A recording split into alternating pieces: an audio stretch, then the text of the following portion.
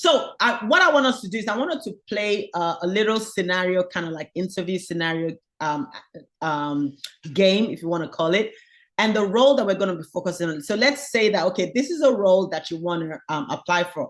You want to apply to be a security control assessor, okay?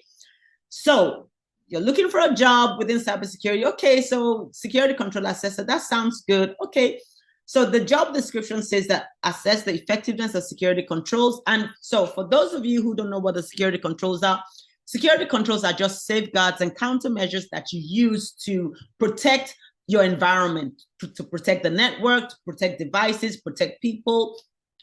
Those are what security controls are. So an example of a security control that you're using right now personally is maybe your password on your phone. You have a phone, you know you have your information in your phone. You just don't want anybody, in case you lose your phone, you don't want anybody to just be able to go into your phone. So some of you have the Face ID, that's a security control. Some of you have your password, that's a security control. So in the organizational world, okay, there are those people whose job is to either go into an organization and assess their environments. And what are they assessing? They're looking at the different controls that they have in place. Okay, looking at, okay, do they have a multi-factor authentication? How is their network configured? Do they have firewalls? There are controls that speak to all of these things that they do, you know, in an organization, whether it's from configuring, just even configuring the end users' laptops, their devices.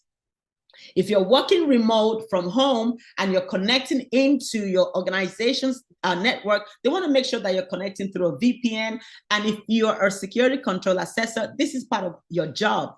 You're going to come across controls who's going to say, okay, are they using a VPN? You know, if it's remote vendors trying to remote into the network, how are they remoting into the network? Do they use VPNs? What exactly are they using?